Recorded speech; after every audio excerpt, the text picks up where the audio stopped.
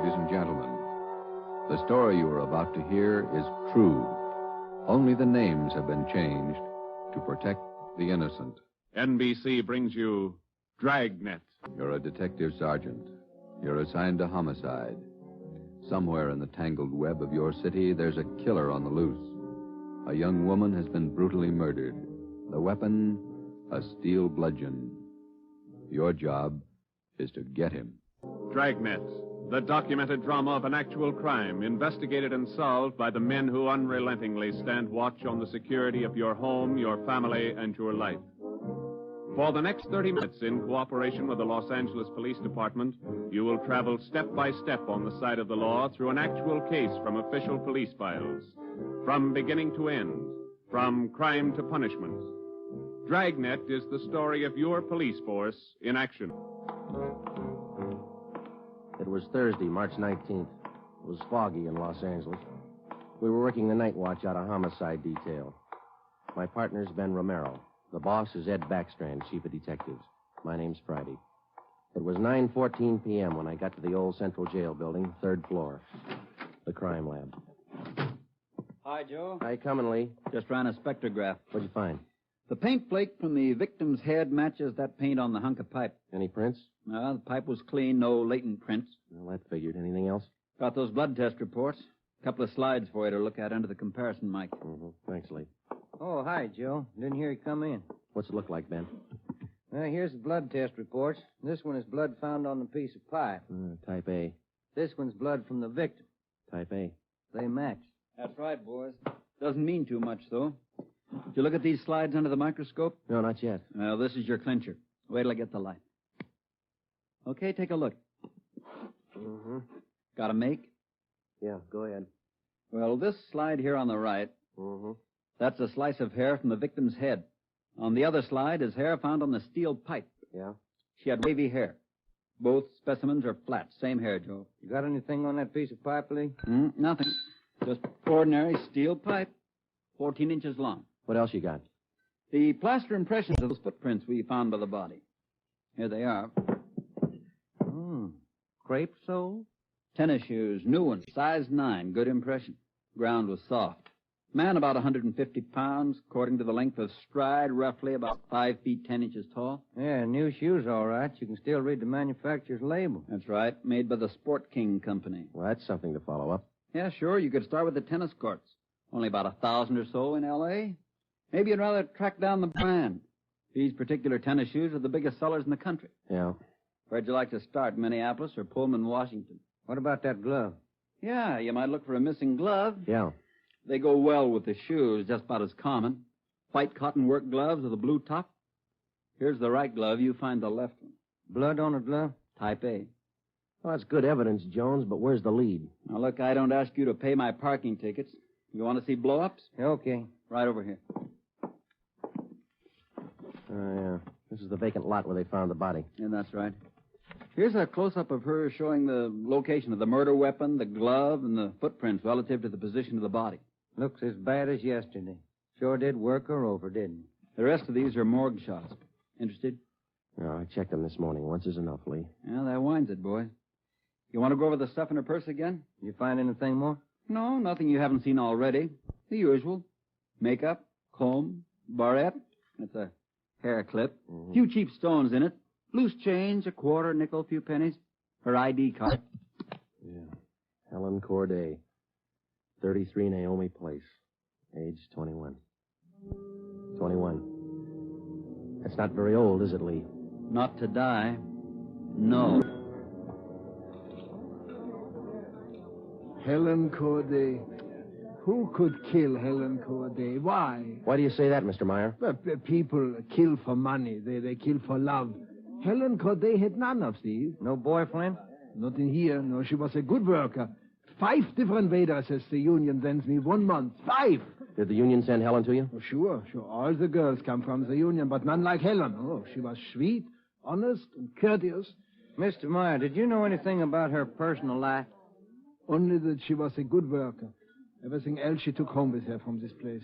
Did she ever mention any men to you? Anyone at all? No gentleman, not one. No. How much money did she make here? I paid her $26.50 a week, every Tuesday. And not much salary for so much work, but the tips are very good here. Nice customers. Mm-hmm. Nice This her home address, 33 Naomi Place? 33 Naomi, that's right, yeah. Thank you very much, Mr. Meyer, for your time. I wonder what kind of a person does things like that. Who could kill Helen Corday? Everybody liked Helen. Helen Corday? I never liked her. Come on in the office, boys, where we can talk. Never liked her because I never knew her. You the head of the union? I'm just a steward. I know most of the girls. This Corday girl, what'd she look like? Small brunette, about 5'3". Here's a picture. Yeah. Pretty girl, wasn't she? Oh, sure. Placed her out at Otto's place. Nice little Dutch fella. Otto Meyer. That's right. He seemed to think quite a lot of her. Yeah, she was a fine worker. Oh, sure. Always right up on her dues. Paid all the assessments right on time. Thought you said you didn't know her. Well, not right off, I didn't, but when you showed me that picture there, placed her right away. You know anything about her personal life? Oh, wait a minute. Why all these questions? Helen Corday was murdered last night.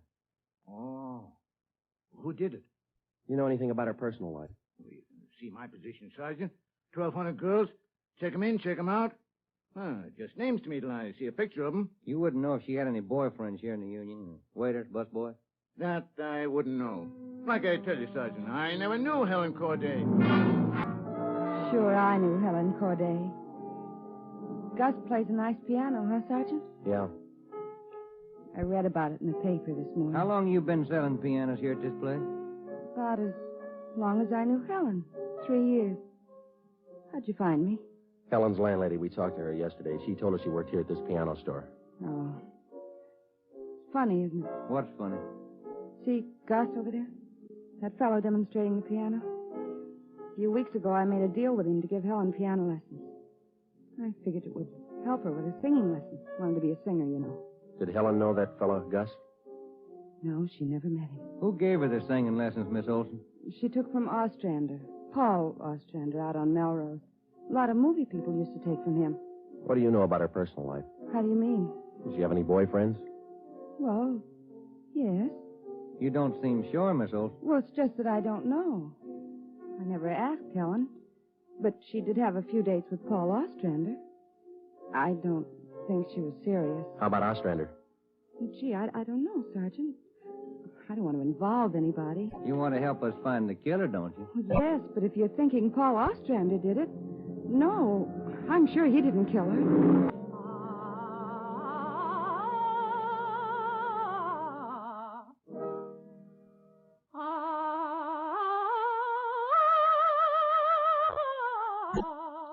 That's all for today, Victoria. No, gentlemen, I did not kill Helen Corday. You gave her singing lessons, Mr. Ostrander. You knew her pretty well? Yes, I gave her voice coaching for about 1.5 years. Helen showed a little promise. Not a great voice, a bad vibrato. You knew her pretty well. Why do you say that? Mr. Ostrander, didn't you used to take her out once in a while? No. No, I didn't know Helen socially at all. We know you had dates with her. That's not true. Only times I saw her was when she came here to the studio for lessons. You better tell the truth, Mr. Ostrander. We can prove that you've been out with her. Afraid of the publicity? Is that it? Certainly that's it. I have a successful business here. I've spent years building it. Anything like this would ruin me. Then you have been out with her. Only a few times. Nothing serious. I had nothing to do with her murder. Now, that's the truth. Don't you know that withholding information about a thing like this can go kind of hard for you? Yes, I know that. What else could I do? Mr. Ostrander, somewhere in this city right now, there's a guy who beat a young girl to death. He crushed her skull with a piece of steel pipe. We need every bit of information we can get to track him down. I know that, sir. You could have come to us. We wouldn't run to the newspapers with it. If the information's confidential, that's the way we treat it. Most of the time, it's the people who run to the newspapers first. Then they come to us. That's right, Mr. Ostrander. People are their own press agents. Sergeant, I'd like to know what right you have to invade my privacy and lecture me on my civic duties. All right, I'll tell you what right, Ostrander. We want the man who murdered Helen Corday. I got as much right as he had at 12:14 this morning. Come on, Joe. Yeah. Thanks, Mr. Ostrander. Sorry if I invaded your privacy. Chief of Detectives orders. Helen. No, I'm sorry, ma'am. You got the wrong extension. Try 2511. You're welcome. Hi, Friday, Romero. Chief's been looking for you. Thank you, Mike. Come on, Joe. Yeah. Hello, Joe. Ben, sit down. What'd you get? A notebook full of notes. A crime lab full of evidence. Nothing to tie them together. These some of the people you interviewed? Yeah, those and about a dozen more we didn't even take notes on. It's hard to figure, Skipper. Everybody seemed to like this girl. Helen Corday. No known relatives. Single, unattached girl, living all alone in the city. Few friends and no enemies. None we can find anyway. Are you satisfied that all the people you interviewed are in the clear? Well, if we're going to stick to the simple robbery motive we are, the kind of money Helen Corday made wouldn't interest those people. How are you doing on the outside leads? Nothing. If we could just find one hole someplace, anything. All right, now look. You've got a lab full of evidence across the street. You've got a book full of names here. You've got the pieces. Now fit them together. They just don't add. Well, go over them and keep going over them until they do add. Anything from the informants? No, nothing so far. No tips on anybody that's been dough-hipped lately. Nobody shooting off their mouth. The guy we want won't advertise. Figures himself a pretty smooth operator. But he probably made a mistake somewhere along the line. We'll find it. Got a hot shot, Ed. Yeah? 3220 Casino. Woman. Probable attack. All right, Friday. You and Ben run it down. We ran down the hotshot call for 3220 Casino. Turned out to be a typical dead-end lead. Her name was Mrs. Lillian Horn. For the past 5 years, Mr. Horn had been paid regularly on Wednesdays. He spent all day Thursday drinking up his paycheck and beating his wife. The call had no connection with the Corday murder. We made the usual call into communications. Unit 80K to Control 1, 80K to Control 1. Control 1 to 80K, go ahead. On that probable attack, 3220 Casino, code 4. 80K, roger. 80K to Control 1, KMA 367. That was the beginning. For the next 3 days, we followed up every lead and every call, but they were all blind. All units were alerted, and they had as much information on the killer of Helen Corday as we did. Ben and I cruised throughout the entire Central Division. We covered every probable call that might have some connection with the murder. Attention, Unit 41R. 1654 Swanson Terrace, a woman, victim of probable attack, code 3. Unit 41R. It didn't make any difference what the call was. If there was a possibility it might tie in with the Corday murder, we ran it down. We made it a 24-hour job. So far, if the killer made a mistake, we hadn't been able to find it. The Corday funeral was on Monday. They were all there. The girl's landlady, the voice teacher Ostrander, the girlfriend Marie Olson, the man from the union, and her boss Otto Meyer. But nobody else we hadn't checked. That was Monday afternoon. Monday night, we went back to the old routine, tracking calls during the night in the squad car, picking up small threads that led nowhere. 3 more days of the same thing. Thursday morning, 1 week after we found Helen Corday's body, we got an anonymous phone tip. I know who killed Helen Corday. His name's George Barlow. He lives at 418 White Oak Avenue. He used to date her up all the time. Get him and you've got the murderer. We checked George Barlow and about 10 others just like him. None of them knew Helen Corday. Saturday night, Ben and I were back in the squad car cruising the Central Division. Saturday night's a good night for robbery. By 10 p.m., we'd run down 4 various calls. 123, code 1. 123, roger.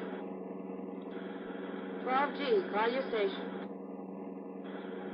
Unit 13R, 1254 Tower Road. A woman screaming. Investigate the trouble. Code 2. Let's handle that one, Ben. Yeah, okay. I'll notify communications. Unit 80K to Control 1.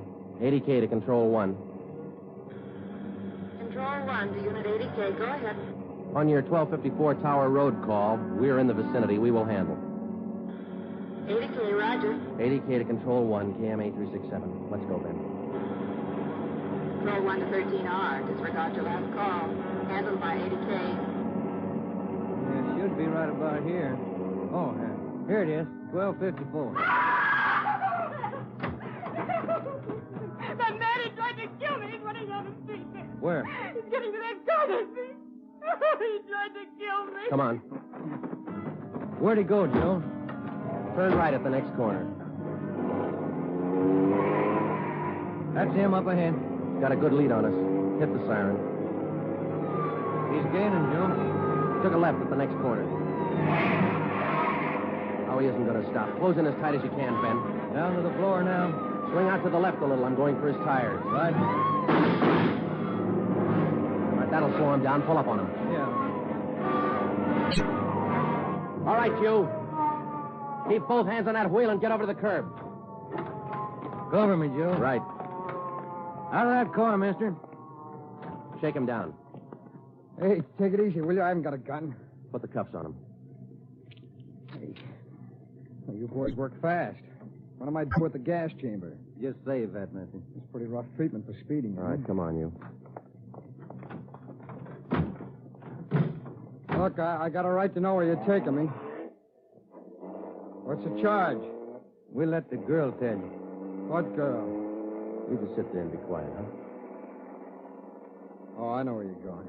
The place back on Tar Road. Well, I asked to use the phone. The girl slammed the door in my face.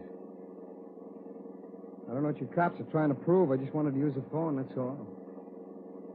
I even tried to scare her a little. I told her I'd hit her over the head if she didn't let me use the phone. It's a laugh, huh? All right, you, get out. Yeah, I suppose so. Get out. Hey. I got nothing to hide. That little girl's gonna lie, you know that, don't you? Who's there? Police officer. It's the man. That's him. He tried to kill me. His full name's Frank Philip Larson, Ed. No previous record. This the girl's report? Yeah, that's it, Skipper. Judy Scott. How old is she? He's 19. He's a babysitter. Real tough boy, isn't he? Forced his way into the house, beat her about the neck and arms. A tire iron. We found it in his car. Jones is running it through the crime lab. Asked her if she had any money. She told him no. Struck her again. Where's this Larson live? Hotel out near Santa Monica. The clothing salesman, Ed, works for a big men's store, Burns and Company. According to the house book sales record, he bought a pair of tennis shoes 2 weeks ago. Weighs 158 pounds, 5 foot 11 inches. Tennis shoes are missing. They're not in his hotel room, and he's not wearing them. What else did you find? A rhinestone. You mean a pin? No, just a small loose stone recovered from the rug in Larson's room. Crime lab got it? Working on it now. Ed, I think we got the man who killed Helen Corday. A few scraps of circumstantial evidence and a hunch. That's not much to go on. Larson had gone after the little Scott girl with a tire iron. Wasn't much of a tie-in, but we had to be sure. All that day, we checked Frank Larson's alibi for the night of Helen Corday's murder. We interviewed the personnel manager at Burns and Company where he worked. We talked to all the clerks who knew him. The manager of the hotel where he lived. We found out everything we could about Frank Larson. And that night at 10 o'clock, we had the prisoner brought to the interrogation room. How are you, Larson? Fine. Just fine. I like jail. Sit down. Lousy weather, been foggy all over town. I wouldn't know. I've been inside all day. How old are you, Larson? 31, same as the last time you asked me. Where'd you go to school? I didn't. I was born smart. You sell clothes, don't you, Larson? We know you work for Burns and Company. Remember, you told us. What is all this? What are you guys trying to build? We just want to know if you like selling clothes. That's all. What do you coppers know about clothes? One blue serge a year is your speed. You know quite a bit about clothes, don't you? I've been selling them for 5 years. Can you tell me something I've been wondering about? What's that? Are your socks and tie always supposed to match? That's what the style books say. Bet you always know the right things to wear, don't you? You wouldn't wear black shoes with a brown suit, would you? Is that what you're keeping me here for? Style, isn't it? Oh, would you? Would you wear black shoes with a brown suit? Most people wouldn't. Bet you wouldn't wear brown shoes with a tuxedo either. I've been smoking too much. You got a glass of water? Oh, yeah, sure.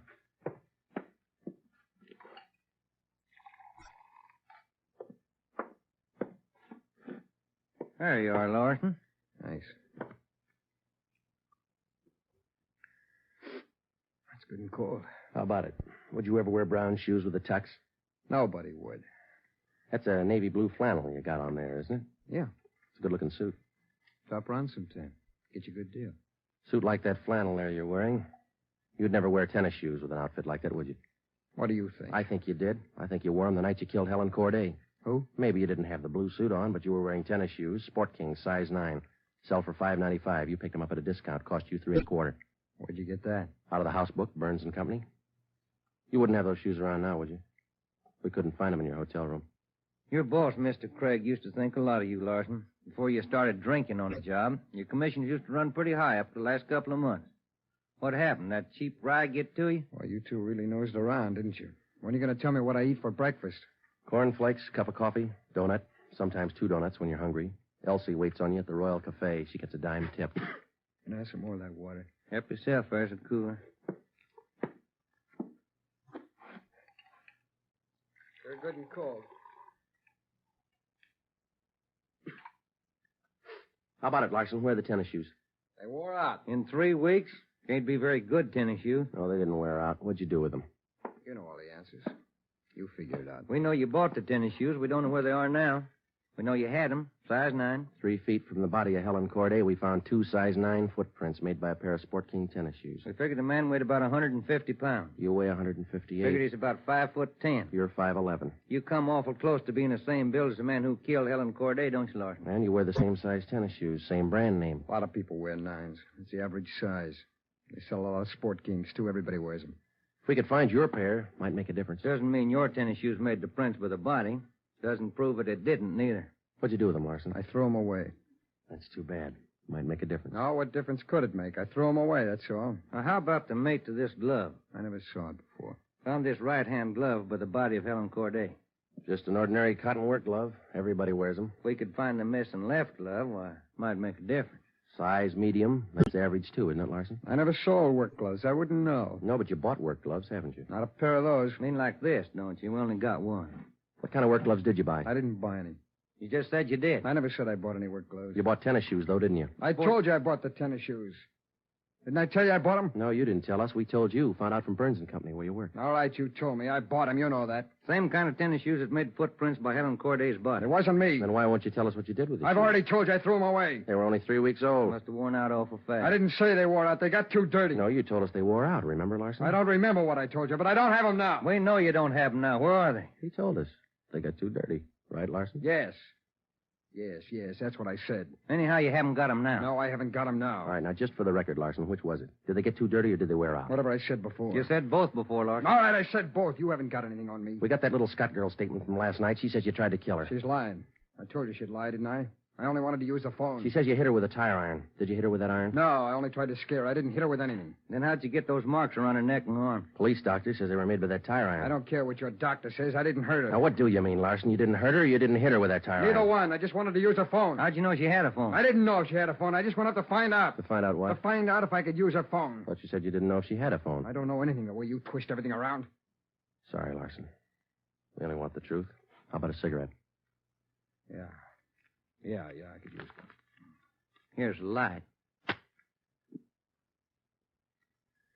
Larson, where were you Wednesday night, March 18th? How many times you going to ask me that same question? Just want to make sure we got it right. I told you this morning. I went to a show. I got out about 11, had a beer, and I went home. What time did you get home? About 11:30. Did you stay home? I went to bed. What'd you see at the show? I never remember the names. You ought to try to remember this, and it's pretty important.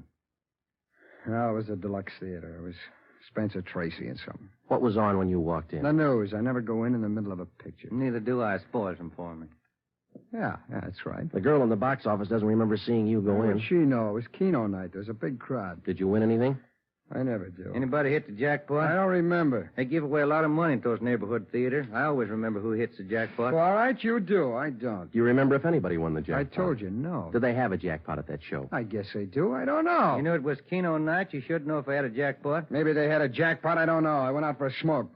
You said the cartoon was on when you walked in. Why do you always twist what I say? I told you the news was on when I went in. You remember anything about the newsreel? It was 10 days ago. How do I know what was in it? I only know it was a newsreel, that's all. You're lying, Larson. We checked your alibi. The manager of the theater had to cut the newsreel Wednesday night because the show was running long with Keno night. You didn't go to the show Wednesday night, did you? All right, maybe I didn't. I don't remember. What's the difference? The difference is you could have been in that vacant lot the same night, the night Helen Corday was murdered. I didn't kill her. You can't prove I did. Interrogation room, Friday. Hiya, Jones. It did, huh? You're positive. Yeah. Okay. Thanks, Lee. Sure you don't want to tell us what you did with those tennis shoes? I'm not going to go back over all that. I've told you guys all I'm going to tell you. You know how the Corday girl was murdered? How would I know? I don't know anything about it. She was on her way home from work, as usual, about midnight. Of course, you were home in bed about that time. But you didn't go to the show that night, Larson. On her way home, Helen Corday always took a shortcut across a vacant lot. She was about halfway through the lot when the murderer tried to grab her purse. She screamed and he struck her. Hit her several times with a piece of steel pipe 14 inches long. He beat her to death with that piece of steel pipe. Then he dropped the pipe in the right-hand cotton work glove. He left 2 footprints, size 9, Sport King tennis shoes. I know all that. Well, here's something you don't know. When the killer scooped the paper money out of that girl's purse, he accidentally took along a loose rhinestone. A stone that fell out of a cheap barrette in the bottom of her bag. He carried that stone home with him. When he reached in his pocket to pull out the money he stole from her, the rhinestone fell on the floor. So? We found that rhinestone on the rug in your hotel room. Well, I haven't lived in that hotel room all my life. Maybe the tenant before me dropped it there. No, not this one. We checked the cement that held it in that barrette. It matches the glue on the stone. No, Larson, that rhinestone came from the hair clip that Helen Corday wore before she was murdered. And that's enough to take you to the district attorney with. What am I supposed to say? We want you to tell us the truth. Why did you kill Helen Corday? Yeah. You want the sandwiches and coffee now, Sergeant? Bring them in, Mike. Looks like we're going to be here a long time. Yeah, I brought you ham, cheese, and liverwurst. And some fruit. Coffee's black. Cream and sugar on the side. Thank you, Mike. It looks good. What kinds you want, Larson? Ham, cheese, or liverwurst? Oh, you're not hungry? Okay. Sandwich, Joe? No, thanks. I think I'll have an apple, huh? Yeah. Okay. I fixed you a plate there, Larson. Coffee's right here. It's a fine apple. Nice and fresh. This a Washington apple? I don't know. Is that coffee hot enough? No, it's fine. Where'd Mike pick these up? Well, across the street. Eddie's? No, Oh, tastes good. Well, drink your coffee anyway, Larson. It's getting cold. All right! I didn't want to kill her. She screamed and I hit her. All I wanted was her purse. That's all I wanted. She wouldn't give to me. She had to fight back, so I hit her. I didn't want to kill her. All she had to do was give me the purse, and I wouldn't have hurt her. I was drinking, and I didn't know what I was doing. I was drunk. I didn't mean to kill her. I didn't mean to kill her. Mike. Yeah, Joe? Stay with him. We'll call the stenographer.